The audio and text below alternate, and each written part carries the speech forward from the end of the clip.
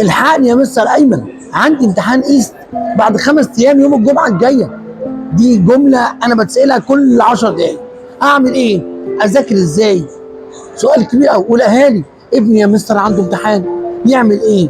طبعا انا بيشرفني ان انتوا بتثقوا فيا وبتسالوني، وانا عشان كده عملت الفيديو ده عشان ارد على الاسئله دي لانها مهمه مهمه. اخر 5 ايام نعمل فيهم ايه؟ رقم واحد، لازم نحل امتحانات. طب انا ما خلصتش المنهج، معلش مش وقت منهج دلوقتي. حل امتحانات، عندك كتاب راجع منه الدروس وانت بتحل، لكن اهم حاجه دلوقتي هي انك تحل امتحانات. طب احل اي امتحانات؟ ده امتحانات حقيقيه طبعا.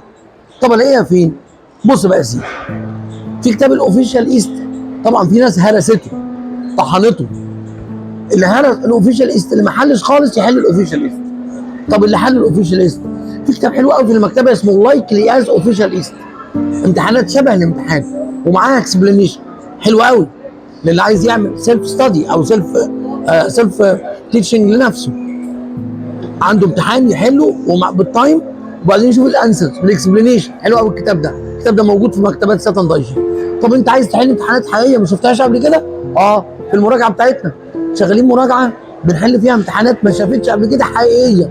بنحل مارش اللي فات وجان اللي فات واكتوبر اللي فات، كل الامتحانات اللي فاتت معانا الاسئله بتاعتها. بنحلها فين؟ في المراجعه. طب وايه فايده ان احنا نحل الافكار دي؟ الافكار الجديده اللي بيجي الامتحان شبهها، والافكار الجديده مش هتلاقيها في اي حته. حلها تفصيليا اكسبلانيشن غير في المراجعه بتاعتي. اهلا بيك معانا في المراجعه.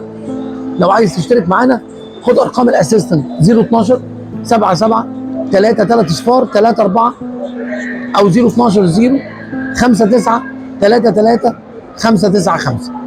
دي ارقام الاسيستنت، كلمهم. عندنا مراجعه كل يوم لحد يوم الامتحان. اهلا بيكم معانا ومراجعه مستر ايمن لامتحان الايست الماث شهر 12. يا رب بالتوفيق لجميعكم.